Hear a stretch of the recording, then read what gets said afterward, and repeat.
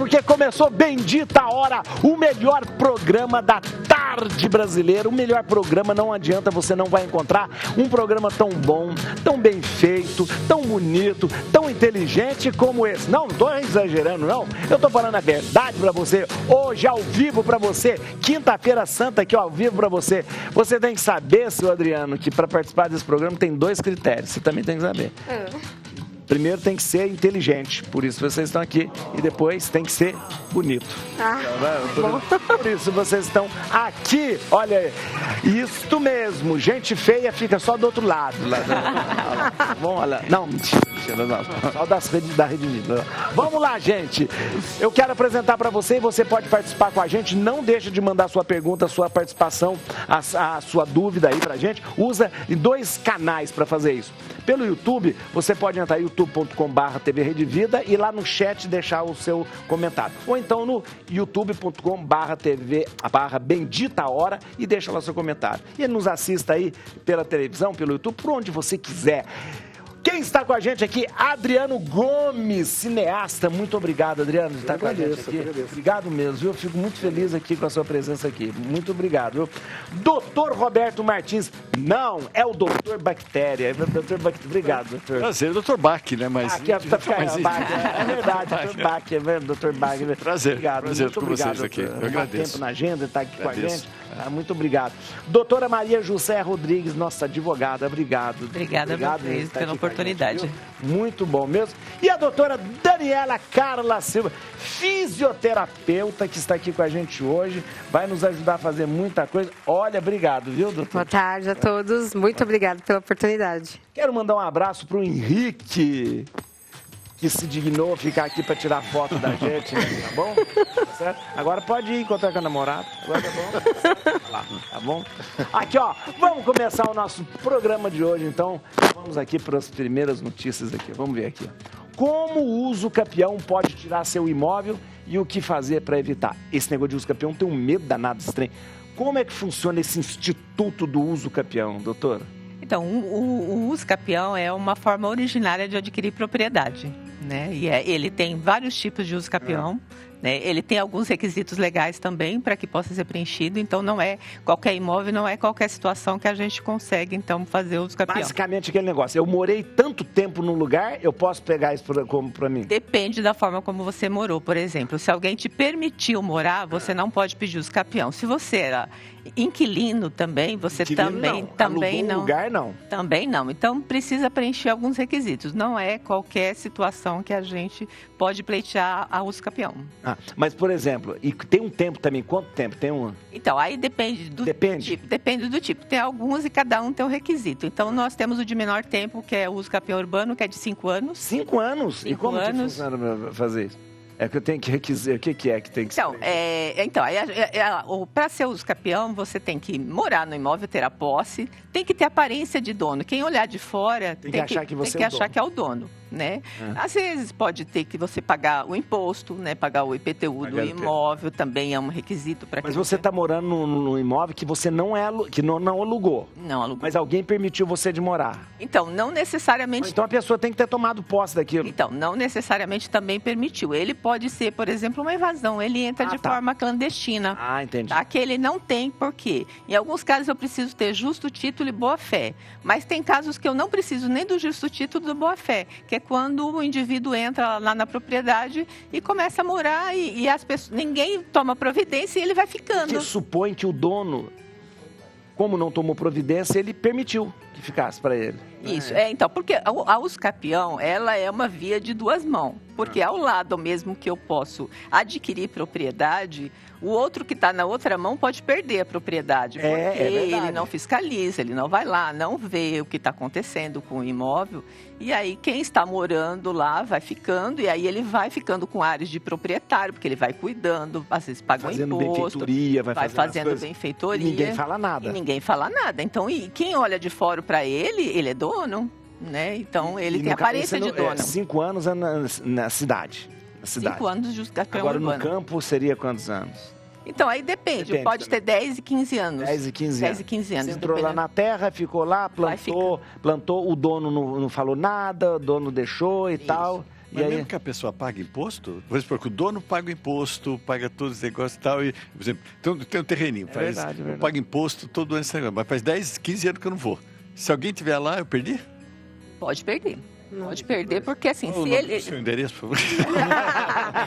Ele pode preencher alguns requisitos. O fato de pagar o imposto, por quê? Ele tem a aparência de dono. Quem olhar para ele lá de fora e perguntar de quem é esse imóvel, vai falar assim, do seu José. O seu José está aqui há 10 anos, 15 anos, então. Mesmo que eu pague imposto. Mesmo que você pague imposto. Porque o pagar imposto não é um requisito.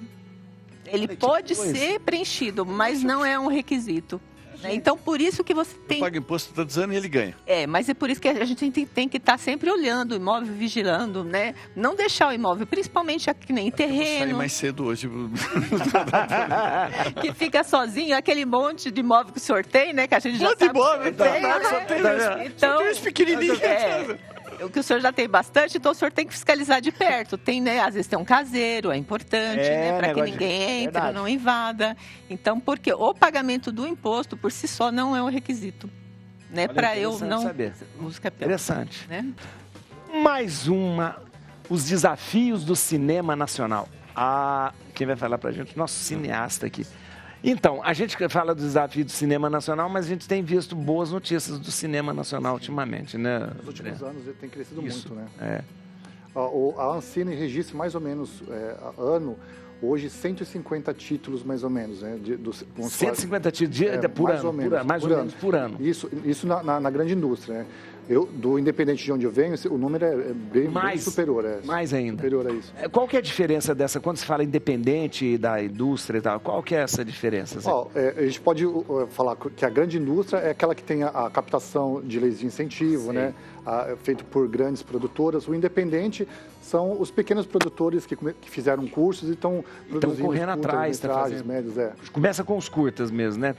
É bom para você dominar as técnicas, né? Dominar as técnicas da direção, da montagem. Acho que seria bom sempre começar com a minutagem reduzida para aprimorando. A questão dessa coisa do streaming, ele tem ajudado ou tem atrapalhado essa questão do cinema? É uma faca de dois gumes, né? Ele atrapalha um pouco por conta a quantidade é muito grande. Sei. Né? Só que no streaming hoje nacional, a gente tem uma quantidade muito grande de filmes internacionais com produções de 200, 300 milhões de dólares. Aí a gente tem o cinema nacional, que é feito geralmente com 10 milhões, 20 milhões, né? Sei. Então, muitas vezes acaba sendo uma cópia de um filme internacional. Aí cria essas barreiras que a gente perdeu a cultura de se consumir cinema no Brasil, né? Então, essa coisa, quando se fala, o cinema nacional, antigamente, que eu digo assim, no tempo do cinema novo, tinha uma cara. O cinema brasileiro tinha uma cara. Hoje nós não temos uma cara de cinema. Eu acho que começou em 1920, né? Sei. Existia o sistema de cinema de cavação. Os pequenos produtores trabalhavam em festas, gravando, capturando isso e usavam dinheiro para a produção dos curtas. Esses curtas geralmente iam para a Europa e teve uma boa visibilidade. Então foi 20, 30, 40. Aí o cinema novo, ele já veio reformular isso novamente, trazer uma nova linguagem. Com Glauber Rocha, por exemplo, que fala sobre ter uma ideia na cabeça e uma câmera na mão. Era uma coisa meio psicodélica, meio uma coisa assim, né? Mas ele criou-se uma nova identidade, porque a gente estava exportando filmes em 1950 já com uma linguagem muito parecida com os filmes internacionais. Aí o cinema novo veio quebrar isso. Então ele refez o cinema de Bang Bang italiana. O Glauber fez isso tudo no cangaço, usando a sonora regional. O microfone dele está com um probleminha, então vamos falar. Mas isso é interessante. Aquela coisa que existia do faroeste virou mesmo a coisa nossa mais regionalizada. O Martin Scorsese, ele fala muito bem do Glauber, né? Porque quando estava todo mundo produzindo coisas muito parecidas, vem o Glauber com o cinema novo, né? E produzindo coisas completamente diferentes do que estava sendo feito. Então a gente começou a exportar a cultura. Eu acho que ali talvez era o início da grande virada, que se perdeu em 70 no cinema da boca do lixo. Aí virou a questão da pornochanchada, que foi a pornochanchada no Brasil, que teve uma produção enorme, né? Enorme. Sim. Também, né? A pornochanchada começou, na verdade, porque estava na época da ditadura e as pessoas começaram a produzir cinema para confrontar o sistema, né? Aí começou o cinema marginal, né? Exatamente, o cinema marginal. E criou-se essa nudez frontal como ataque. Só que isso começou a lotar as salas de cinema. Sei. Aí virou aquela coisa, tipo, não tinha roteiro, não tinha umas produções grandes. Era o Gerson Valadão fazendo uns filmes. E foi assim quase até o final dos anos 80. É verdade. Porque teve uma outra virada no final dos anos 80, né? Aí eu acho que o cinema começou a se recuperar talvez em 90. Sei. Em 90. Carla Camurati, né? Teve, Carla, como que chama? Que fez aquele filme de Carlota Joaquina, né? Que foi um marco também para o cinema. Exatamente. Né? Eu acho que o Trapalhões, ele conseguiu... Trapalhões, é verdade. O Mazzaropi, ele pegou ali 60 e foi até o final. Eu acho que o Trapalhões, ele seguiu essa linha do Mazzaropi. Do Mazzaropi, né? Seguiu até o começo dos anos 90, vamos dizer assim, né? Tem também a Xuxa, né? Filme polêmico, né? A Xuxa também. Teve a Xuxa. Teve aquele filme polêmico da Xuxa, mas depois ela fez vários filmes também. Muitos.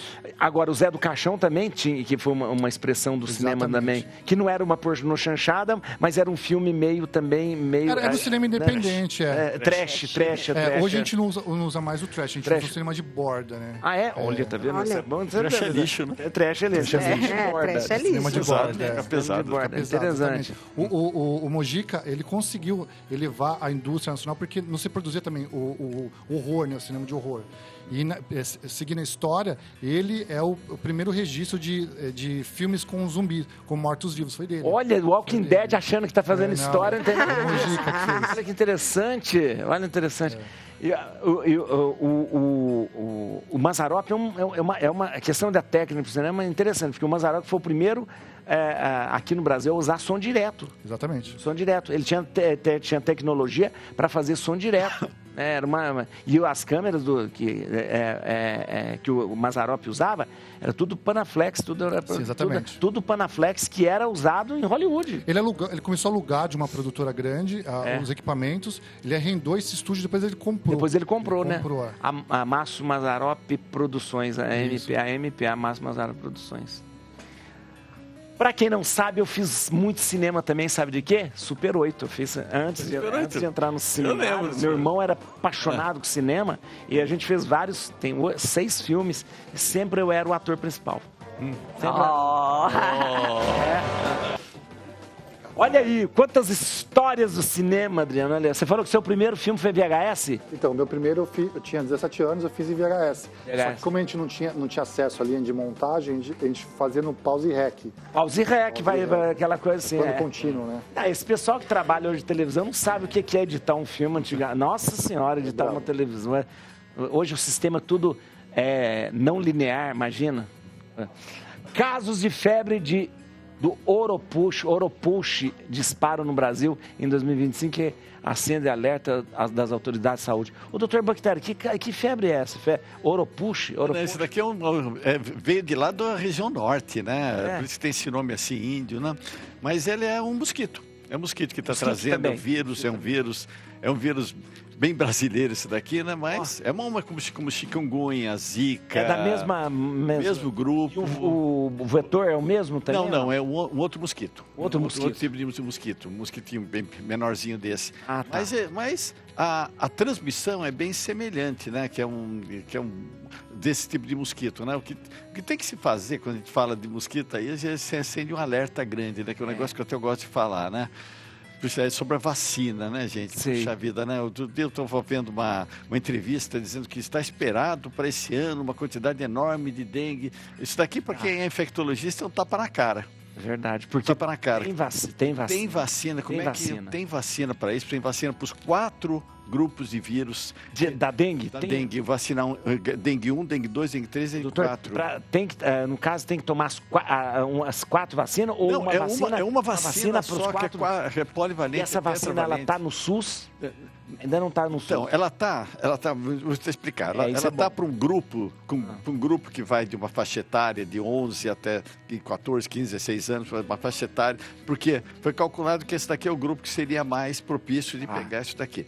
Só que a garotada não está tomando, não está tomando. Coisa, gente. Não está tomando. Então, não existe, igual essa panela que foi falada aqui. Se não der um manual de instrução, não vai saber fazer. Se der uma vacina e não fizer todo um apanhado geral de instrução, de informação, né? Nós temos televisão para isso. Né? O senhor está aqui. Nós estamos aqui. Na época da pandemia, nós diminuímos uma quantidade muito grande de doenças infecciosas ocasionadas pela falta de lavagem de mão. As pessoas começaram a lavar a mão. Começaram a lavar a mão. Então, diarreia infantil diminuiu bastante. Olha que coisa. Então, não adianta você dar o remédio se você dar a instrução para a pessoa. Isso. É a importância da pessoa usar. Então, gente, tem a vacina aí, pega na televisão, rádio, o que for, dá uma carga de informação da importância disso, o pessoal vai tomar. E a vacina para dengue, ela não está no SUS, mas ela na rede privada tá. Eu posso ir lá tomar vacina ou não? Na rede privada é difícil você tomar, por exemplo, no hospital lá na região de Alfredo que eu moro, chega e já está todo já recomendado, o pessoal toma. E é uma vacina cara. Vamos perguntar para o Rodolfo se ele já tomou, porque o Rodolfo já tomou... Tá vendo? O Rodolfo tomou todas as vacinas que você pensar na vida. São 2 doses. 2 doses? 2 doses. E é cara, né? É muito caro. Se tem uma família de 5, 10 pessoas, você vai gastar um absurdo. Porque quanto que foi, Rodolfo, você pagou, você lembra? 400. 400 reais? Por dose. 400 reais por dose. Então, 800, na verdade... Quase R$1.000. 400 por dose. Eu tomei uma dose em janeiro do ano passado, depois em Então março. Foi 800 reais. Isso. Você gastou. Quase R$1.000. Quase R$1.000. É muito caro, né? Muito caro para uma família toda tomar, você quebra a família. Não, foi dado que vacina a partir do ano que vem, vai ter a vacina do Butantan, a partir do ano que vem... Chikungunya. Isso. Não, que vai, não, da dengue. Da dengue? A dengue já está calculado, tudo, que a partir do ano que vem vai estar. Só que tem que avisar o mosquito também para ele não atacar as pessoas até o ano que vem. Não esqueça de avisar os mosquitos. Esqueça de avisar, fazer um contrato com o mosquito. Se o mosquito não ataca. Aguarde esse tempo. Que não vai ver. A vacina já está pronta.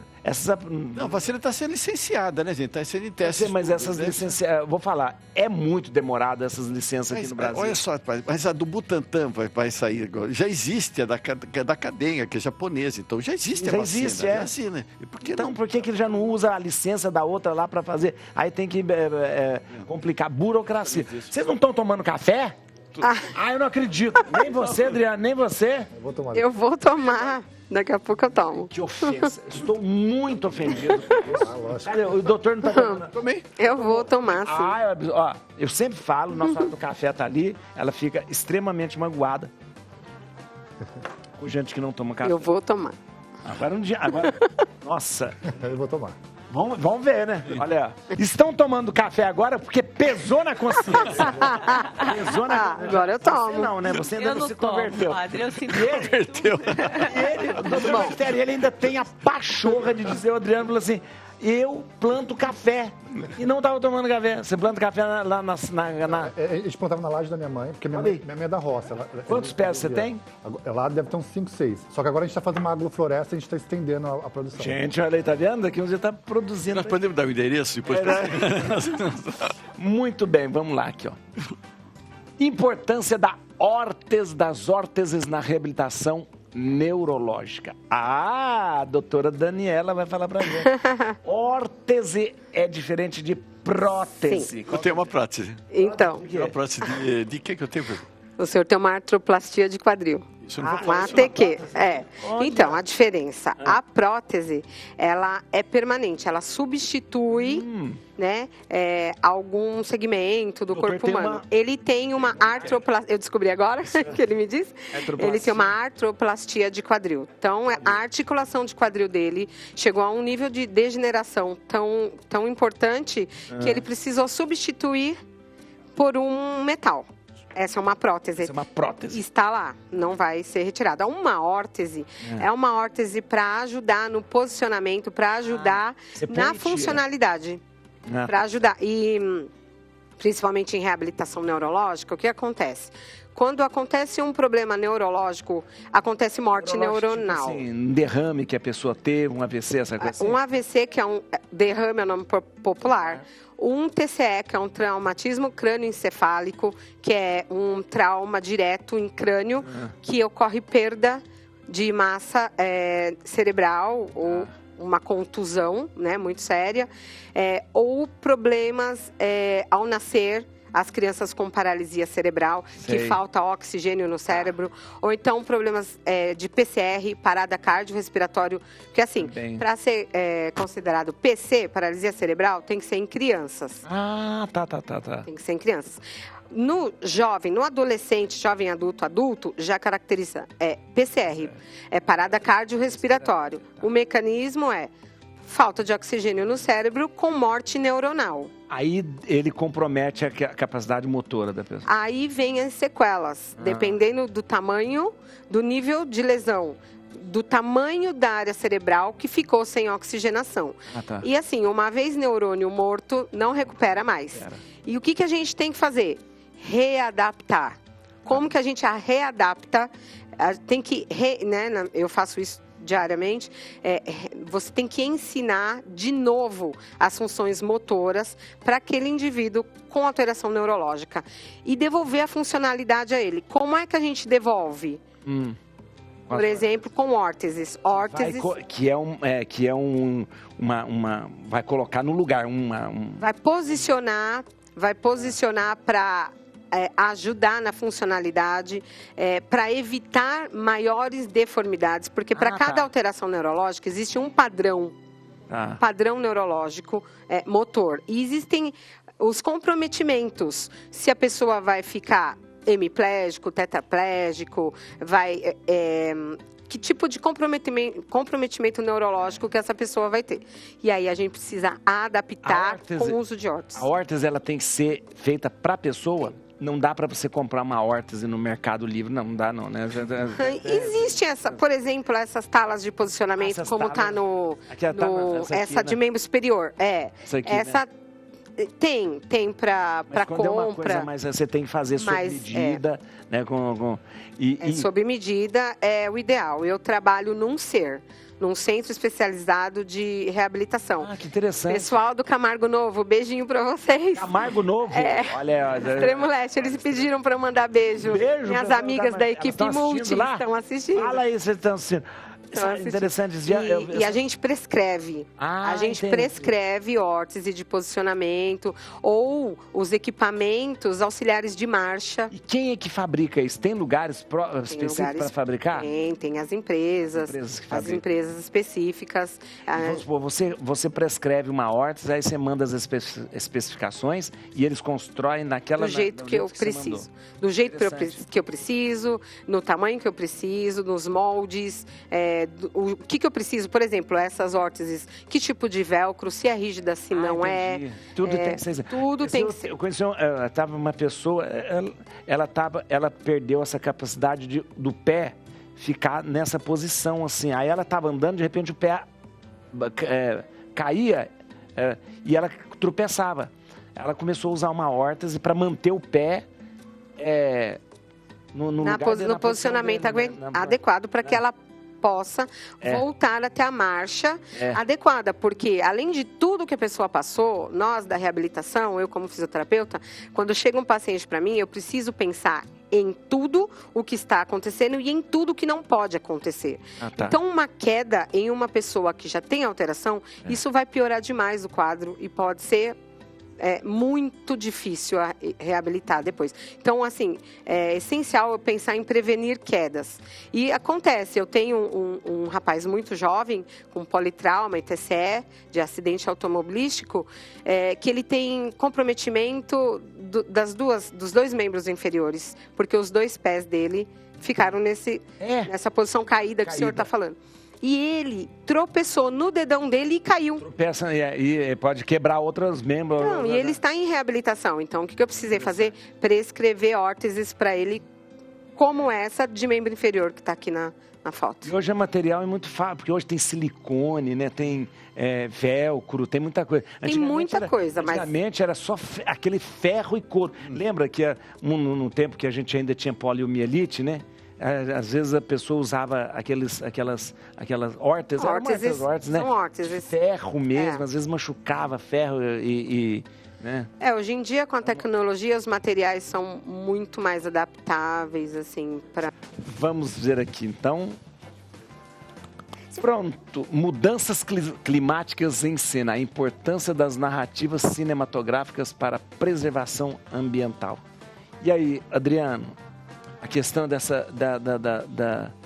A gente vê uma preocupação ecológica grande, aquela coisa toda. O cinema acompanha isso. Em 2014 eu tive gravando um documentário na Amazônia. Aí eu confrontei esses problemas. Sempre tem, né? Aí a febre amarela, essas coisas assim. Eu fiquei numa comunidade ribeirinha lá, uns 15 dias.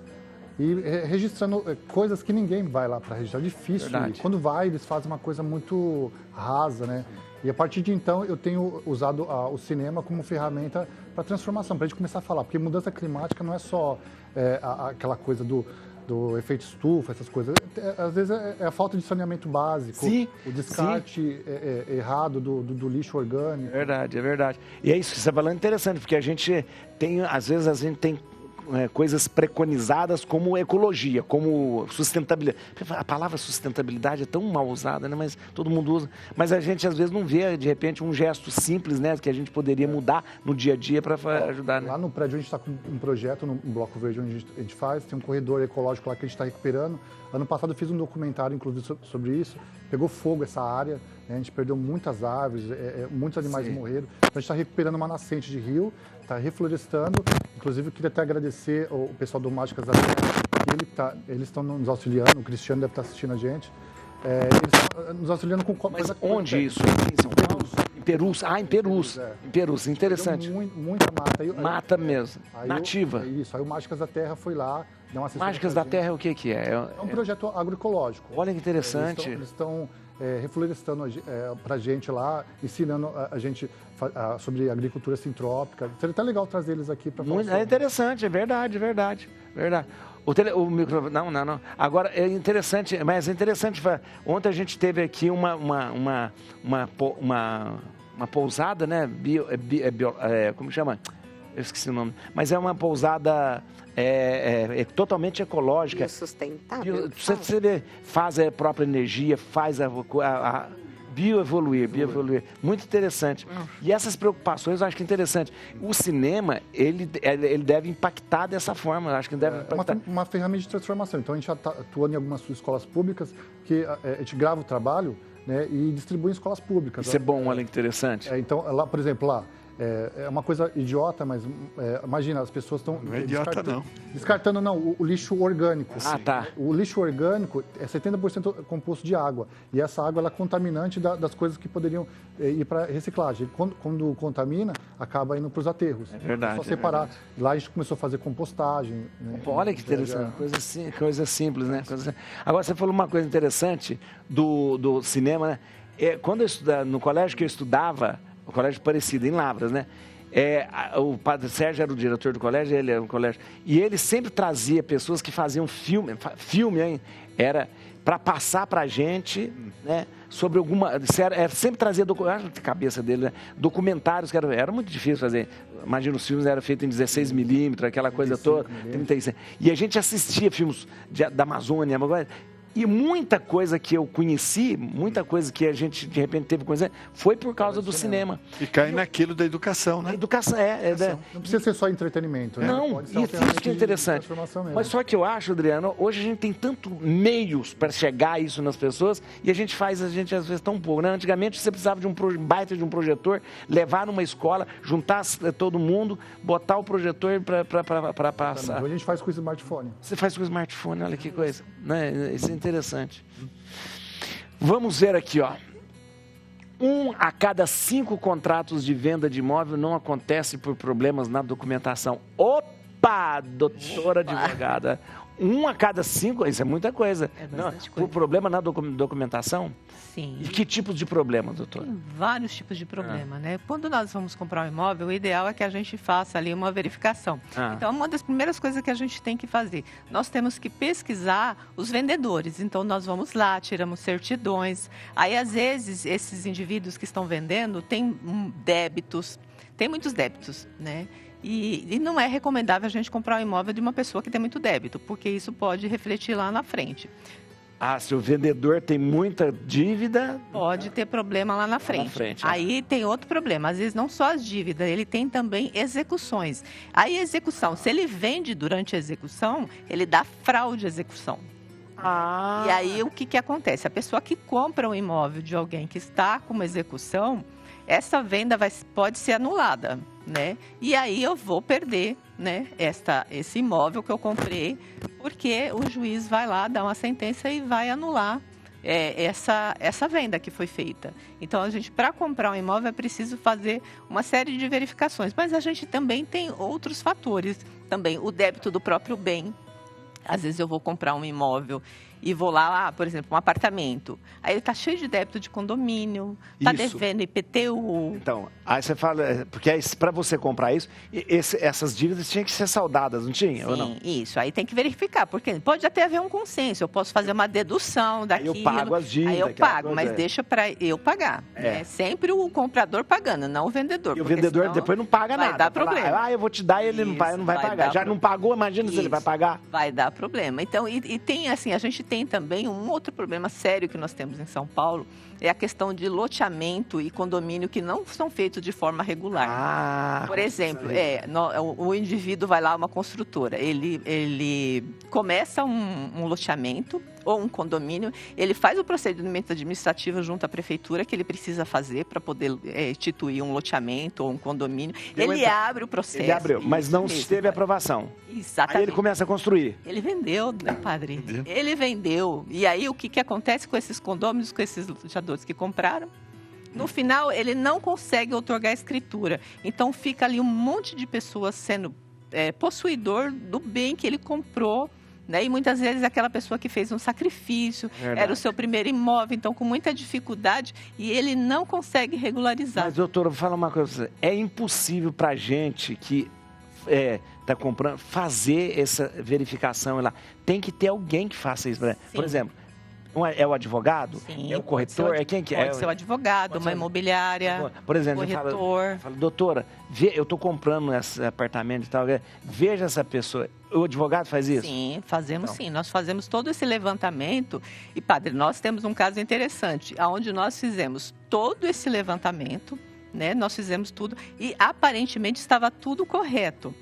Mas no final, depois de um ano que o imóvel foi comprado, foi tudo regularizado, tudo certo, nós descobrimos que o imóvel era objeto de uma ação civil pública. Jesus amado. Por que a gente não descobriu? Porque a ação foi proposta contra a prefeitura e não contra o proprietário. E o proprietário sabia, mas de má fé, ele não sabia. E ainda assim ele vendeu o imóvel. Então, para ver que assim, mesmo a gente fazendo toda essa verificação, nem sempre a gente consegue. Mas é claro que o recomendável é que a gente faça toda essa verificação. A gente não tem como fazer. Não tem. E dá uma dor de cabeça. Uma vez eu comprei um imóvel e vendia. Só que tinha dívida trabalhista. E aí é pior. Aí o negócio é pior, porque essa dívida, ela nunca caduca, né? Essa dívida trabalhista nunca caduca. Até caduca. Até caduca. Eu tive que pagar a dívida trabalhista dele. Você teve que pagar? Eu e o outro proprietário, nós dividimos e pagamos. Meu Deus do céu. Olha que cilada. O cara falou que não pagava. Então, o juiz ia cancelar tudo. Senão você ia perder a compra que tinha feito. Eu ia ficar ruim pro cara que comprou. Que comprou também. Que ele ia perder o imóvel. Nossa. Então, para não fazer isso, eu falei, vamos dividir, vamos. Pagamos a dívida trabalhista do outro rapaz. Olha que vagabundo, né? Olha que... Eu também achei isso. Também. Por que as bactérias estão ficando cada vez mais resistentes? Doutor Bactéria, por que as bactérias estão ficando cada vez mais resistentes? Por nossa causa. Nossa causa, por quê? Porque as pessoas vão assim, vamos ver uma situação básica que acontece. A pessoa vai no médico, ele está com uma sinusite, por exemplo. Vou te dar um antibiótico, você vai tomar 15 dias de antibiótico. Né? Aí a pessoa toma 13 dias. Ficou bom. Só que vai numa festa, que já está melhor. Ela fala assim... Vou beber. Então não precisa tomar mais. Só que não toma mais, só que o brasileiro adora guardar tranqueira. Né? O brasileiro não joga nada fora. Então ele pega aqueles 3 comprimidinho. Guarda. Eu sou mestre de fazer isso. Guarda. Aí o filho começa a tossir, pera que tem um remédio bom. Um remédio bom para você que me curou. Não é? Vai lá naquele remédio, vasculha tudo aquilo, tem um monte de remédio vencido lá, desse do lado, pega aquele remédio e fala, toma esses 2 comprimidos, você vai sarar. Aí dá uma melhoradinha, Viu como o remédio é bom? Só que depois de uma semana o moleque tá ruim. Aquelas bactérias resistentes, elas foram multiplicando. Que nem o antibiótico sara. Interessante da pessoa saber disso. O que sara é a resistência da pessoa. Se a pessoa está doente, é que as bactérias estão acima da resistência dela. Então o antibiótico ele vai deixar a quantidade de bactérias abaixo da resistência. A resistência vai sarar. É a própria pessoa que se cura mesmo. A própria pessoa que se cura, tá? Então o que ela faz? O moleque está doente, dá um antibióticozinho, vai matar aquelas que são sensíveis. E não baixou. Só que está aqui, está resistência, estão brigando. Só que aí as resistentes vão começar a multiplicar. Aí só tem resistente. Aí ele vai naquele médico, vai dar aquele antibiótico, não vai adiantar nada porque elas são resistentes. Aí tem que dar um maior. Isso, então esse é um caso. Um outro caso também é que está havendo muito caso de reação cruzada, tá? Então, princípios ativos de sabonetes líquidos. Que é para mão. Aquilo no ambiente está dando reação cruzada e está dando resistência a antibióticos para bactérias. Olha! Está dando isso daqui. Isso é importante falar. Outra coisa, pesticidas, inseticidas que são utilizados na agricultura, por reação cruzada, também está dando resistência a antibióticos e bactérias.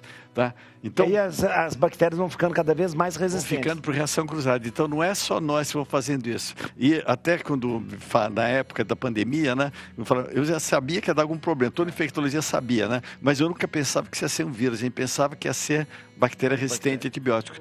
Que não ainda perdemos. Está acontecendo agora. Existe uma bactéria que Existem várias bactérias. Não existe antibiótico para ela. Quer ver uma... Quando a gente era mais novo, esse negócio todo, a blenorragia, que eu vou para a gonorreia. Né? A molecada pegava, ia lá, fazia o que não tinha que fazer, não sei o que, pegava, ia lá, tomava um antibiótico e já sarava. É isso mesmo. Hoje em dia está resistente já, a monte de antibiótico. Tá? Nossa, não é possível. Então, um monte de bactérias estão surgindo. Isso, o pessoal o que está acontecendo é interessante. Está tendo até muita evolução dos arqueomicrobiologistas. Arqueomicrobiologista é um grupo interessante. O pessoal sabe Asterix? Sei. Asterix. Não tem o druida que é lá no lado da floresta que pegava aquilo? Isso. E tem esse arqueomicrobiologista, o pessoal que vai nessas regiões pegam isso daqui que na teoria o pessoal pegava e estão descobrindo que realmente sarava esse mato que ele pegava, estão descobrindo bactérias que produzem antibióticos. Que demais! Então, eles estão indo lá atrás. Nesses locais, histórias e druidas, esse negócio todo e tal.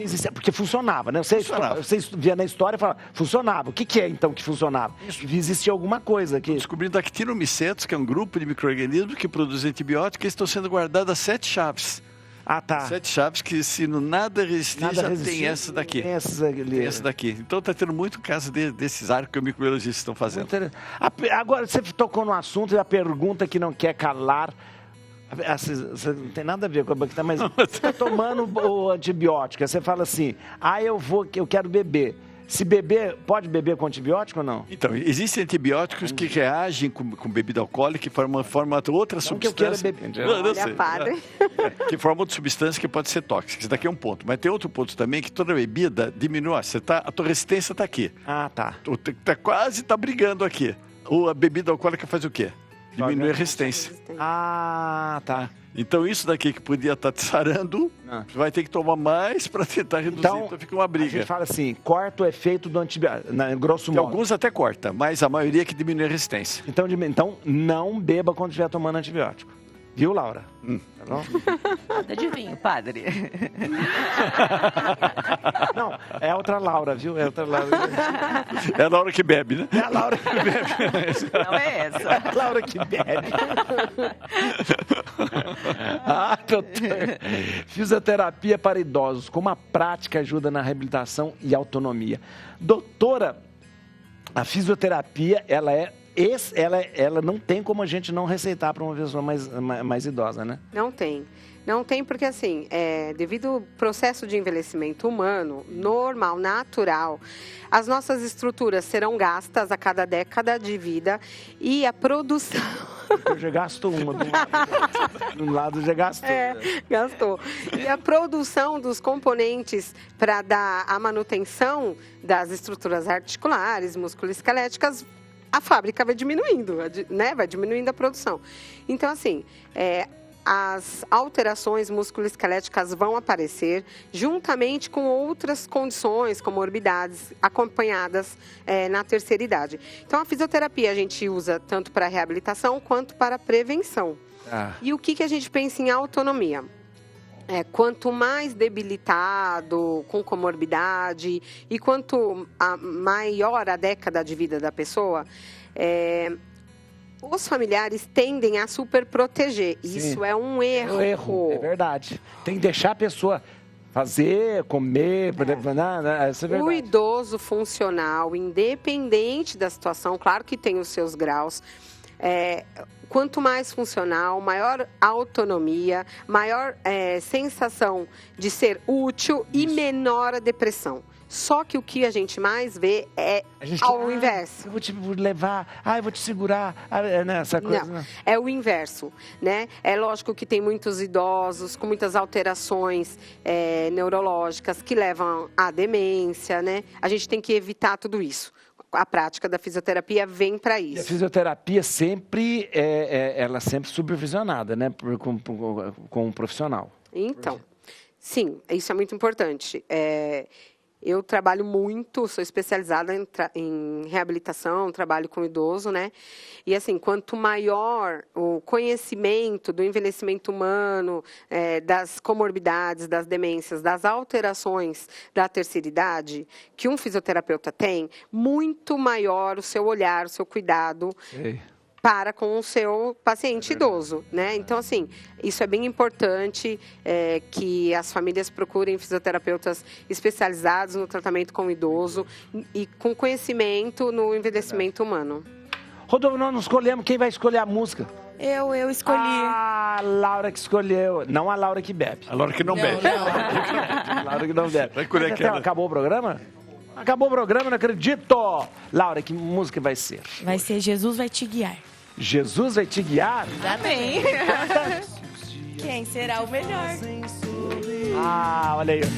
Obrigado, viu, gente? Eu queria muito agradecer vocês, desejar uma feliz Páscoa para vocês. Obrigado pela disponibilidade de vocês terem vindo. Doutora Daniela Carla, seu fisioterapeuta, especialista em recuperação da questão dos idosos, também das neurológicas. Olha, você vai achar a doutora Daniela no Instagram, doutora.daniela_fisioterapia. Tá lá, já tá lá. Obrigado, viu? Também te agradeço mesmo. muito, padre. Muito obrigado. Muito obrigado. Próxima vez você vai trazer o café que você produz lá pra gente fazer aqui. Quero ver o café. Você vai seguir o Adriano no Juta Filmes, @Juta Filmes, hein? Mágicas da Terra também. Tem também? Mágicas da Terra. Mágicas da Terra também, @Mágicas da Terra, @Mágicas da Terra e também @Juta Filmes. Muito obrigado, viu? Obrigado. Doutora Maria José Rodrigues, muito obrigado. Quanta informação que deu medo na gente. Olha, @Rodrigues Santos ADV. Tudo junto, @Rodrigues Santos ADV. E doutor Bactéria, muito obrigado. Obrigado mesmo. Olha, isso é bom. O doutor Bactéria traz um assunto às vezes tão pesado, difícil, mas com uma leveza tão grande, é tão bom, muito bom. Obrigado. O que o senhor faz para toda, acho que para a comunicação do Brasil. Obrigado, doutor. Obrigado. @Doutor Bactéria Oficial, @Doutor Bactéria Oficial. Você pode dar. Feliz Páscoa para todo mundo. Acabou o programa. Aumenta o som. O milagre em sua vida.